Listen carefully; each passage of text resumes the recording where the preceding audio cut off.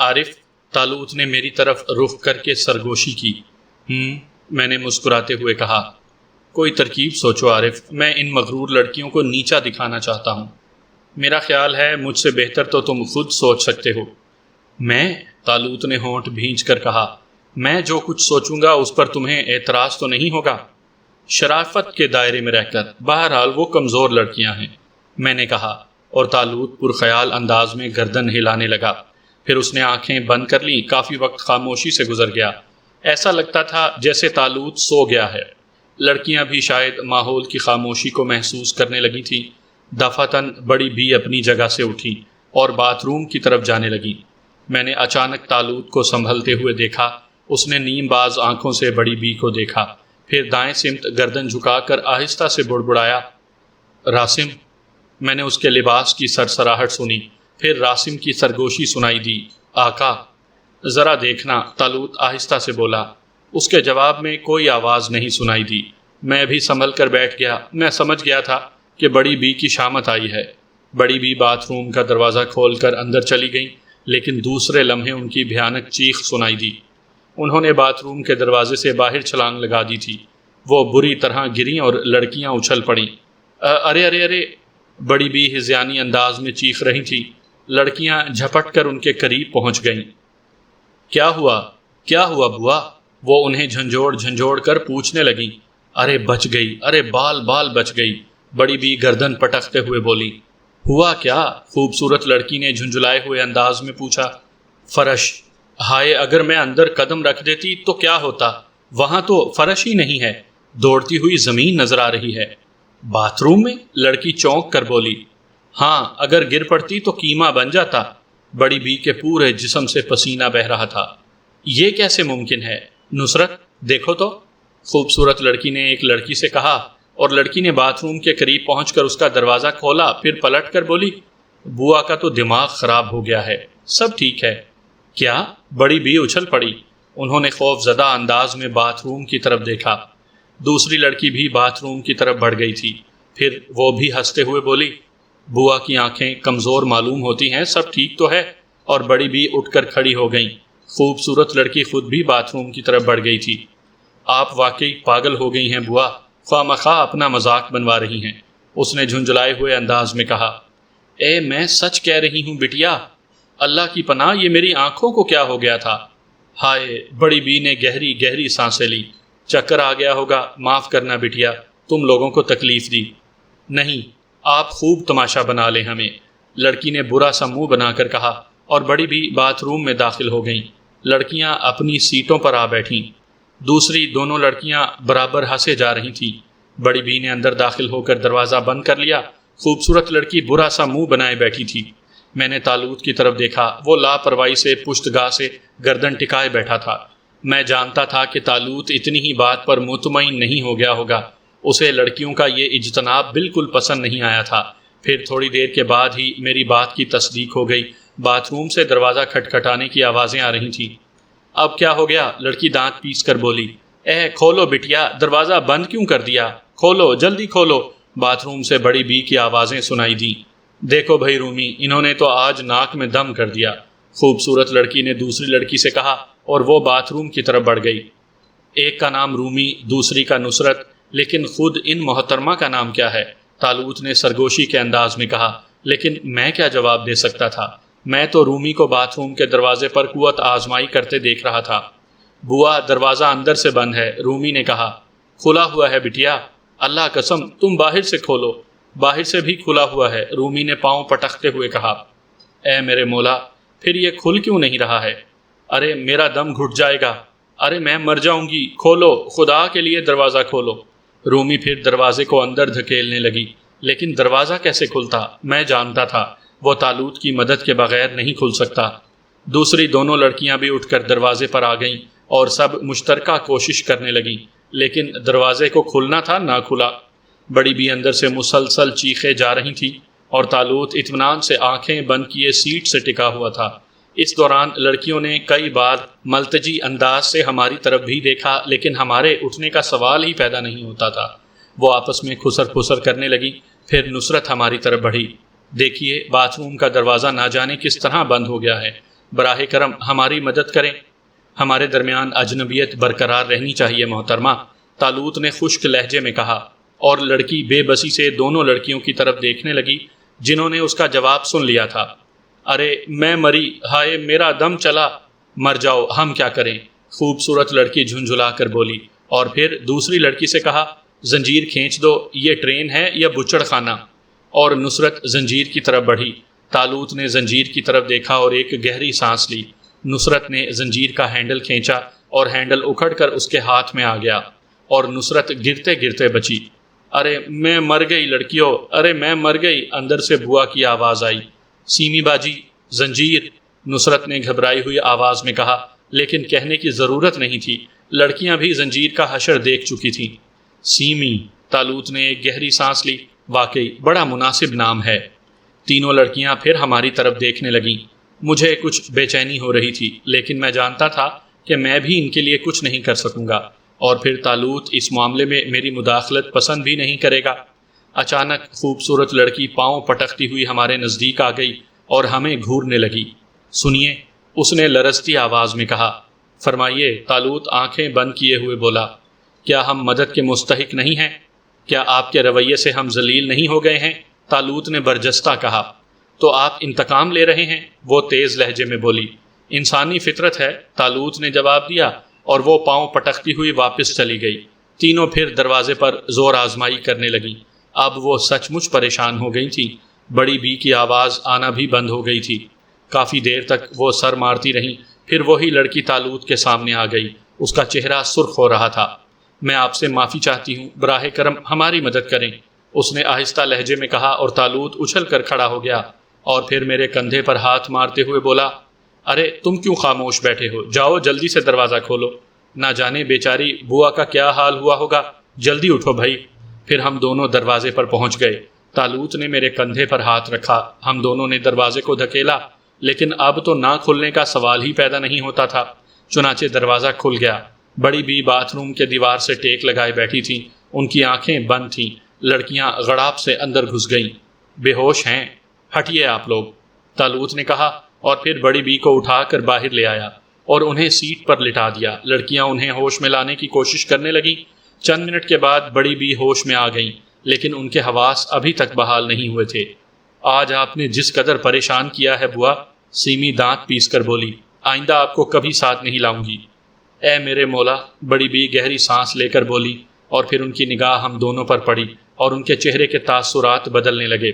چلیے، آپ اوپر کی برتھ پر جا کر لیٹ جائیں فوراً، سیمی نے بڑی بی کے کچھ کہنے سے پہلے کہا، اور زبردستی ان کا ہاتھ پکڑ کر انہیں برتھ پر چڑھا دیا۔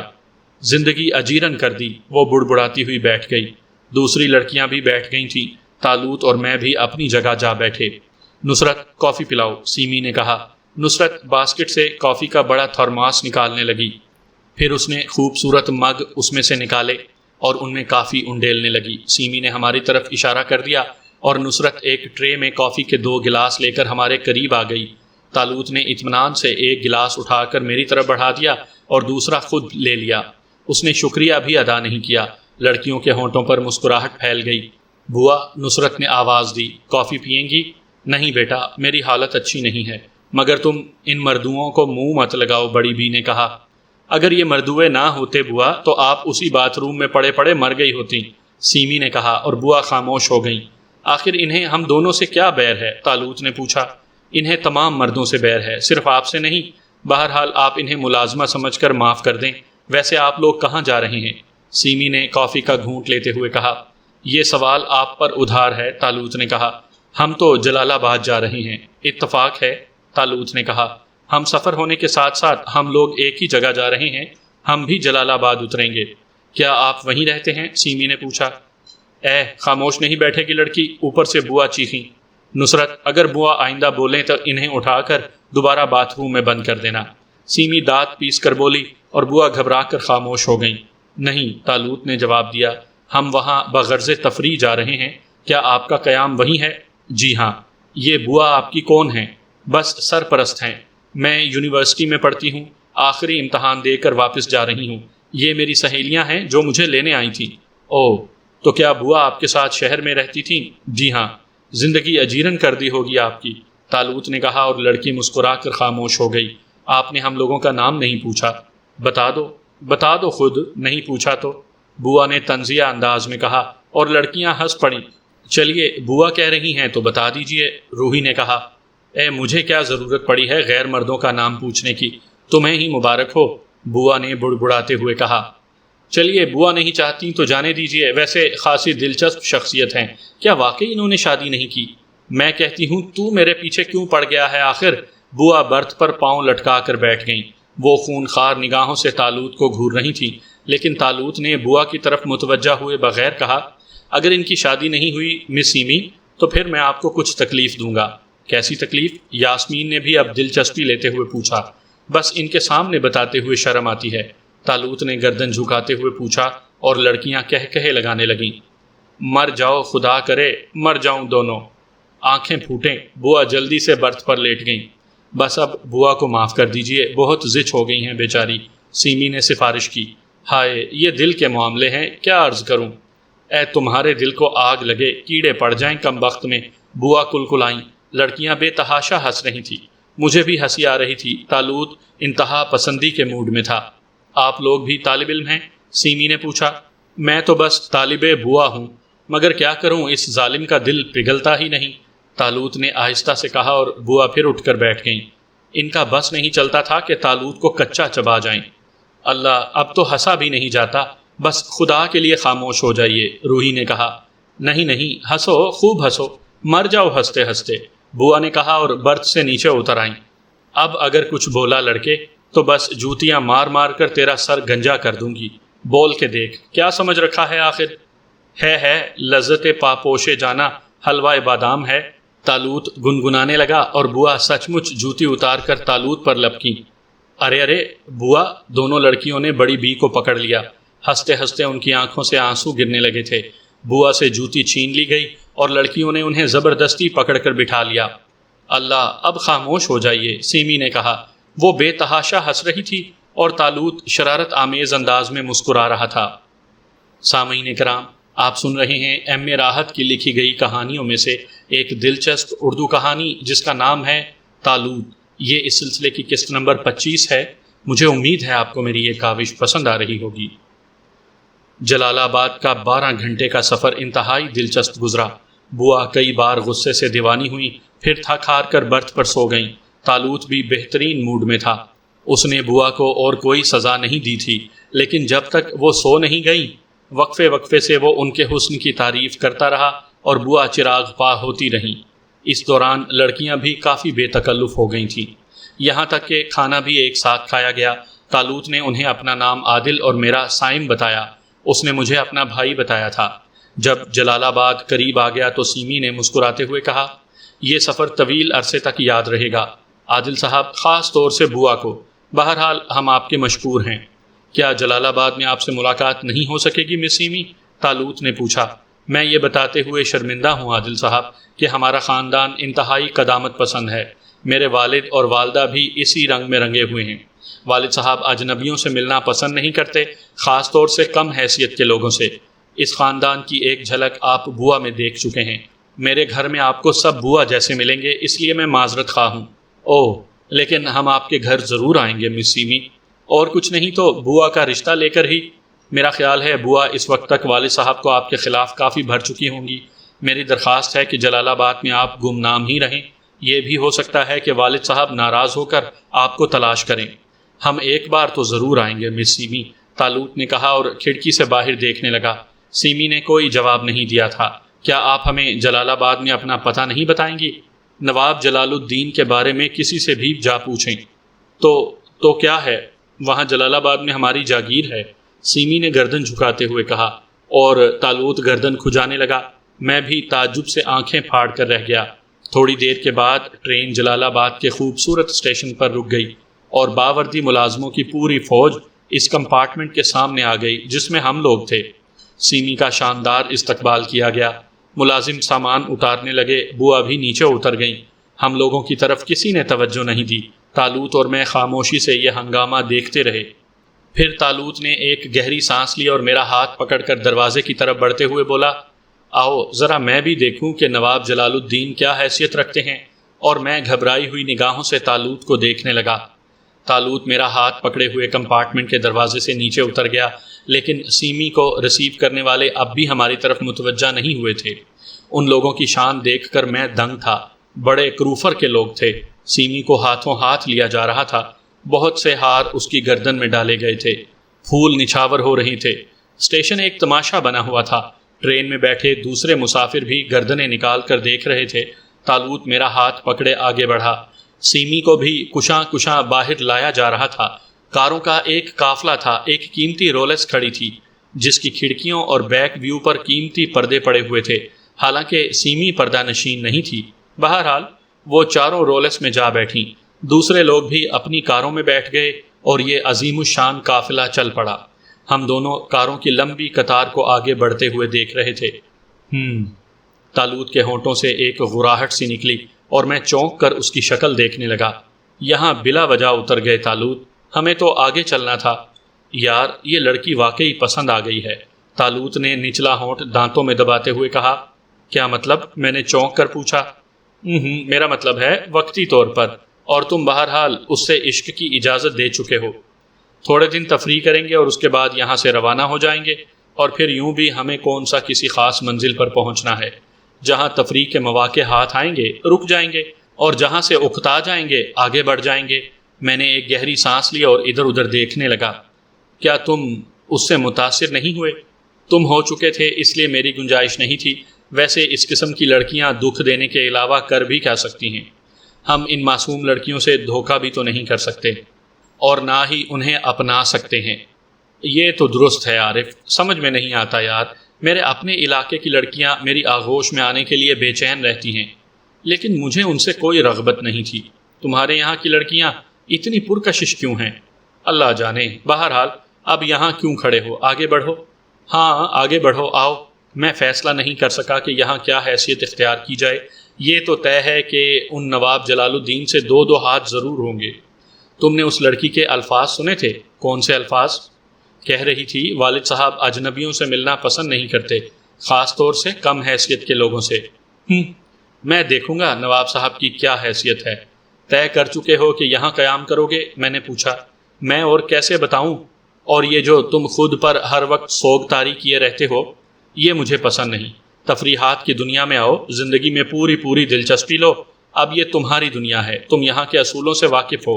مجھے مشورے دو کہ مجھے کیا کرنا چاہیے، لیکن تم ہو کہ بس کیا بتاؤں یار، ہر لمحہ خود کو سمجھاتا رہتا ہوں، زبردستی دل میں امنگ پیدا کرتا ہوں، لیکن خون میں وقتی جوش آ جاتا ہے اور پھر وہی اداسی گھیر لیتی ہے۔ بہرحال پرواہ مت کرو، میں تمہارے ساتھ جلال آباد کی تفریحات میں حصہ لینے کے لیے تیار ہوں۔ یہ ہوئی نا بات، طالوت نے مسکراتے ہوئے کہا، اور ہم پیدل ہی چل پڑے۔ ہاں اب بتاؤ ہمیں کیا کرنا چاہیے؟ فی الحال تو کسی جگہ کا بندوبست۔ ہوٹل؟ طالوت نے سوالیہ انداز میں کہا۔ تلاش کرنا پڑے گا، میں پہلے کبھی یہاں نہیں آیا، میں نے کہا، اور ہم نے ہاتھ کے اشارے سے ایک گزرتے ہوئے تانگے کو روکا اور اس میں بیٹھ گئے۔ یہاں کے سب سے عمدہ ہوٹل لے چلو، میں نے کہا، اور تانگے والے نے گردن ہلا دی۔ جلال آباد کوئی پسماندہ شہر نہیں ثابت ہوا۔ خوبصورت عمارتیں، بازار، کئی ہوٹلوں کی عمارتیں بھی نظر آئیں، لیکن تانگے والا ہمیں سب سے عمدہ ہوٹل لے جا رہا تھا، اور جس ہوٹل کے سامنے اس نے ہمیں اتارا اس کا نام ارم تھا۔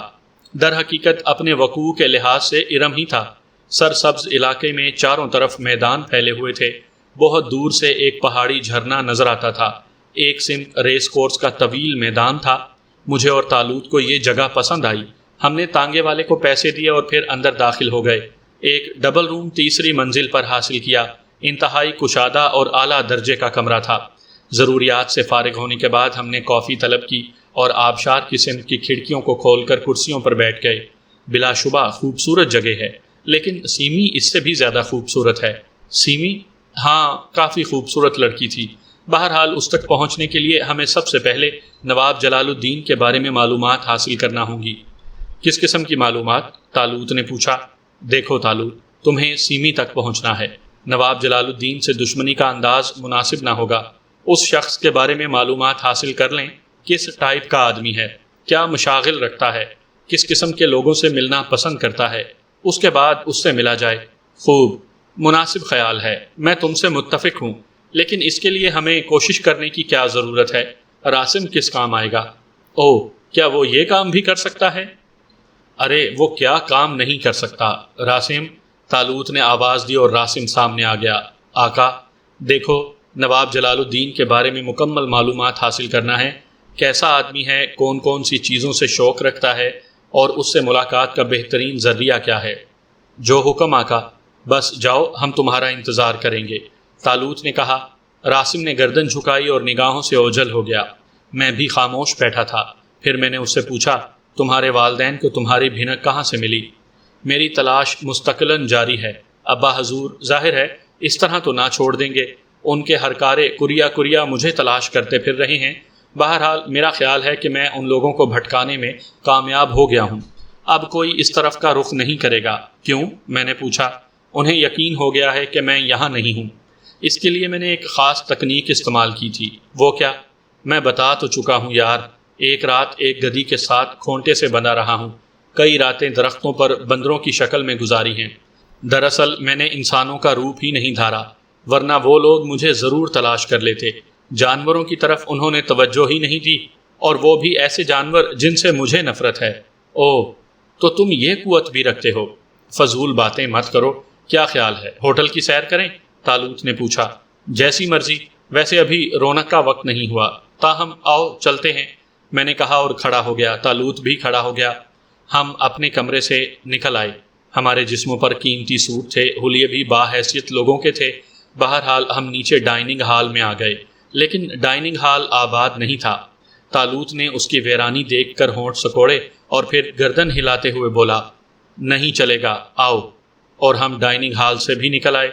ہوٹل سے زیادہ سڑکیں بارونق تھیں۔ ہم ٹہلنے کسی انداز میں آگے بڑھتے رہے۔ طالوت چاروں طرف دیکھ رہا تھا۔ تم نے جن علاقوں کا ذکر کیا تھا وہ کون سے تھے؟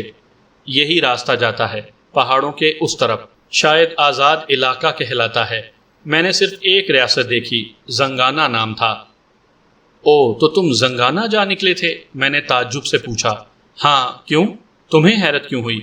زنگانہ ایک پراسرار ریاست ہے، انتہائی طاقتور۔ خاص بات یہ ہے کہ وہ لوگ بیرونی دنیا کے کسی انسان کو اندر نہیں داخل ہونے دیتے، سخت نفرت کرتے ہیں باہر کے لوگوں سے۔ بیرونی دنیا کے لوگوں سے ان کا رابطہ ضرور رہتا ہے، لیکن اس کے لیے انہوں نے ایک علیحدہ جگہ بنائی ہوئی ہے جو ان کی ریاست سے دور ہے۔ بس وہ حد ہے، اس سے آگے شاید کبھی کوئی بیرونی انسان نہیں گیا۔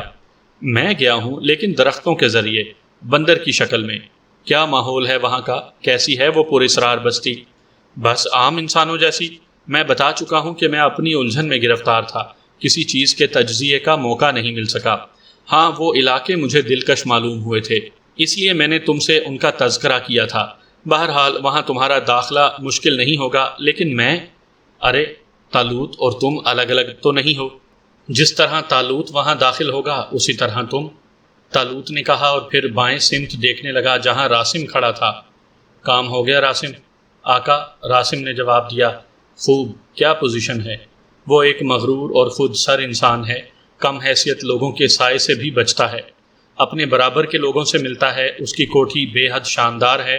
آپ کے لیے کام کی جو بات ہو سکتی ہے وہ یہ ہے کہ وہ ریس کا جنونی ہے، دیوانگی کی حد تک ریس کا شوقین ہے۔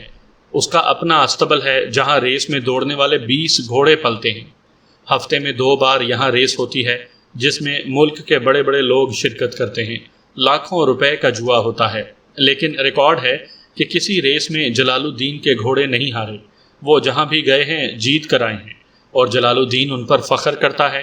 20 گھوڑوں پر 60 ملازم ہیں، باداموں کی بوریوں سے سٹور بھرے پڑے ہیں، گھوڑے بادام کھاتے ہیں، وغیرہ وغیرہ۔ یقیناً کام کی بات ہے راسم، طالوت نے مسکراتے ہوئے کہا۔ آئندہ ریس کب ہے؟ پرسوں۔ آپ جلال الدین کی کوٹھی کے عقب میں دیکھیں، خیموں کا شہر آباد ہے۔ ریس کے کھلاڑی اور وہ جن کے گھوڑے ہیں یہاں مستقل آباد رہتے ہیں، اور ان کے گھوڑے ریس میں دوڑتے ہیں۔ عارف، کام بن گیا، طالوت نے مسکراتے ہوئے کہا۔ ہاں، میں بھی سمجھ رہا ہوں، کام بن گیا۔ میں نے ایک گہری سانس لے کر کہا، میں جانتا تھا کہ کام کس طرح بن گیا۔ راسم، ہمیں 3 گھوڑوں کی ضرورت ہے، اس کے علاوہ اسی میدان میں ہمارا خیمہ بھی ہوگا، کیا سمجھے؟ جو حکم آقا، راسم نے کہا اور نگاہوں سے غائب ہو گیا۔ طالوت بڑا خوش نظر آ رہا تھا۔ اب تم تماشا دیکھو، ہم سے زیادہ نواب جلال الدین کا دوست اور کون ہو سکتا ہے؟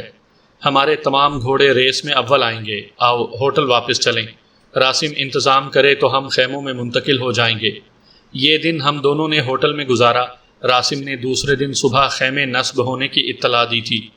نواب عادل، نواب سائم آف ریاست شادیہ، جو آزاد علاقے میں کوہ عبورہ کے دامن میں آباد ہے، راسم نے بتایا۔ خوب، بہت خوب، طالوت نے مسکراتے ہوئے کہا اور میری طرف دیکھ کر آنکھ دبا دی۔ لیکن ہمارے یہاں سے جانے کے کیا انتظامات ہوئے ہیں راسم؟ نیچے ریاست کی گاڑی موجود ہے جس پر ریاست کا نشان ہے، اور گھوڑے پہنچ چکے ہیں، 2 سیاہ 1 سفید۔ انتہائی مناسب۔ ملازم وغیرہ؟ آقا کی شان کے مطابق۔ ارے تو پھر چلتے کیوں نہیں؟ طالوت نے میرا بازو پکڑ کر کہا اور ہم دونوں راسم کے ساتھ باہر نکل آئے۔ ہوٹل کا بل ادا کیا، لیکن ہوٹل والوں کو ابھی ہماری حیثیت معلوم نہیں تھی۔ البتہ باہر بہت سے لوگوں کی نگاہیں سیاہ رنگ کی اس ایئر کنڈیشنڈ کار پر پڑ رہی تھیں جو تقریباً 15 فٹ لمبی تھی۔ اس کے عقب میں 2 موٹر سائیکل سوار تیار کھڑے تھے۔ ان کا رنگ براؤن تھا، افریقہ کے کسی حصے سے تعلق رکھتے تھے، انتہائی جسیم اور طاقتور تھے۔ طالوت نے سنجیدگی سے گردن ہلائی اور راسم سے بولا، ٹھیک ہے، جا سکتے ہو۔ راسم نے گردن جھکائی اور نگاہوں سے اوجھل ہو گیا۔ باوردی ڈرائیور نے جلدی سے پچھلا دروازہ کھول دیا اور ہم اندر بیٹھ گئے۔ ہمارا سامان ڈگی میں رکھ دیا گیا تھا، اور پھر طالوت کے اشارے پر کار آگے بڑھ گئی۔ اس کے پیچھے موٹر سائیکلیں بھی سٹارٹ ہو گئی تھیں اور ہم بڑی شان سے گزرنے لگے تھے۔ سڑکوں پر لوگ رک رک کر ہمیں دیکھ رہے تھے۔ اسٹیشن پر سیمی کا جو استقبال ہوا تھا اسے دیکھ کر میری آنکھیں پھیل گئی تھیں۔ میں نواب جلال الدین کے نام سے ہی مروب ہو گیا تھا، حالانکہ میرے علم میں تھا کہ طالوت نے لاکھوں روپے اجنبی لوگوں کو بخش کر ان کی قسمت بنا دی ہے۔ لیکن یہ شان، میرا خیال تھا یہ شان الگ ہی ہے۔ لیکن اب ہم جس انداز میں سفر کر رہے تھے اسے دیکھ کر میرے ذہن میں ایک ہی جملہ گونج رہا تھا، جلال الدین کی ایسی کی تیسی، طالوت زندہ باد۔ لیکن کیسی حیرت انگیز بات تھی، ابھی کسی کو معلوم ہو جائے گا کہ موٹر سائیکل پر سوار افراد، کار ڈرائیونگ کرنے والا اور میرے نزدیک قیمتی سوٹ میں ملبوس شخص انسان نہیں ہے تو یہ بازار ویران ہو جائیں۔ ان لوگوں کے بارے میں وثوق سے کچھ نہیں کہہ سکتا تھا کہ یہ لوگ کون تھے۔ وردی خوبصورت تھی اور کسی ماہر درزی کے ہاتھوں کی سلی ہوئی تھی۔ کار کا میکر اجنبی تھا، لیکن بہرحال طالوت کی دنیا میں نہیں بنی ہوگی۔ خدا جانے کیا چکر ہے، کہاں سے یہ سب کچھ فراہم ہو جاتا ہے۔ یہ چکر تو پہلے بھی تھا، یعنی وہ کرنسی جو میرے ملک کی تھی، وہ کرنسی راسم نے تو تیار نہ کی ہوگی۔ اگر وہ جعلی ہوتی تو اب تک کسی نہ کسی کا کباڑا ہو گیا ہوتا۔ لیکن میرے لیے یہی کافی تھا کہ طالوت انسان نہیں ہے۔ وہ جس قدر حیرت انگیز اور پر اسرار ہے، اگر اس کے بارے میں غور کیا جائے تو انسان بآسانی پاگل ہو سکتا ہے۔ طالوت نے بھی راستے میں کسی قسم کی گفتگو نہیں کی، یہاں تک کہ ہم اس میدان میں پہنچ گئے جہاں میلہ سا لگا ہوا تھا۔ متعدد اشیاء فروخت کرنے والے ٹھیلے لگائے کھڑے تھے، خیمے قطار سے لگے ہوئے تھے، ان کے پیچھے کے حصے میں گھوڑے بندھے ہوئے تھے۔ گھوڑوں کے کھانے کا سامان بھی وہیں فروخت ہو رہا تھا۔ بہرحال ماحول اچھا نہ تھا۔ لا حول ولا قوت، بڑے گھٹیا ٹیسٹ کے لوگ ہیں، طالوت نے ناک چڑھاتے ہوئے کہا۔ کار سست روی سے آگے بڑھ رہی تھی اور لوگ چونک کر ادھر دیکھ رہے تھے۔ پھر دور ایک بلند ٹیلے پر ایک خیمہ نظر آیا۔ خیمہ کیا، پوری عمارت تھی، انتہائی خوبصورت، کئی حصوں میں بنا ہوا، اور طالوت اسے دیکھ کر خوش ہو گیا۔ یہ راسم واقعی ذہین ہے، اس نے مسکراتے ہوئے کہا۔ ٹیلے کے چاروں طرف لوگ جمع تھے جو اس خیمے کو دیکھ رہے تھے۔ خیمے کے چاروں طرف وردی پوش استادہ تھے، اور پھر اس عالی شان کار کو دیکھ کر لوگ اور مروب ہو گئے، جبکہ موٹر سائیکل سوار گارڈ تھے۔ کار ٹیلے پر پہنچ گئی اور خیمے کے سامنے رک گئی۔ وردی پوش محافظوں نے ایڑیاں بجا کر سلامی دی تھی۔ لوگوں کا ہجوم بڑھتا ہی جا رہا تھا۔ طالوت کار سے اترا اور میرے ساتھ اندر داخل ہو گیا۔ بڑا زبردست انتظام ہوا ہے طالوت، میں نے اندر داخل ہو کر گہری سانس لیتے ہوئے کہا۔ ہاں یار، اس نواب کے بچے کو مروب کرنے کے لیے یہ ضروری تھا، لیکن راسم یہ سب کیسے سمجھ گیا؟ راسم ہر بات سمجھتا ہے، وہ صرف الفاظ سے بات کی گہرائی تک پہنچ جاتا ہے، اور اس قسم کے انتظامات اس کے لیے کوئی حیثیت نہیں رکھتے۔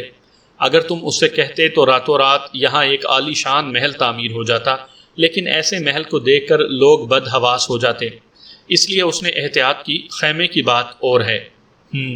میں نے گہری سانس لی۔ طالوت ٹھیک ہی کہہ رہا تھا۔ پھر طالوت نے میرے ساتھ چل کر گھوڑے دیکھے۔ گھوڑے تھے، دیکھ کر روح خوش ہو جاتی تھی۔ بلند و بالا قد، چیتوں کی سی کمر، صاف شفاف، مگر اس میں حیرت کی کیا بات تھی؟ حیرت تو اس وقت بھی نہیں ہوئی جب نواب جلال الدین کے ایک ملازم نے آ کر جلال الدین کا پیغام دیا۔ پیغام کئی ہاتھوں سے ہوتا ہوا طالوت تک پہنچا تھا۔ طالوت خیمے کے اندرونی حصے میں بیٹھا ہوا تھا۔ سفید رنگ کا لفافہ اس کے ہاتھ میں آیا اور وہ اسے کھول کر پڑھنے لگا۔ لکھا تھا: محترم، آپ سے تعارف کا متمنی ہوں۔ کیا آپ رات کا کھانا نواب جلال الدین کے ساتھ کھانا پسند کریں گے؟ براہ کرم ملازم کو جواب دے دیں۔ طالوت نے پرچہ میری طرف بڑھا دیا۔ میں نے اسے پڑھ کر ایک گہری سانس لی۔ کیا خیال ہے؟ طالوت نے پوچھا۔ سوال ہی پیدا نہیں ہوتا۔ تم کہو کہ تم نہ آ سکو گے، سفر کی تھکان ہے۔ بالکل ٹھیک۔ ارے وہ سمجھتا کیا ہے اپنے آپ کو؟ پوری جاگیر کھڑے کھڑے خرید لوں گا۔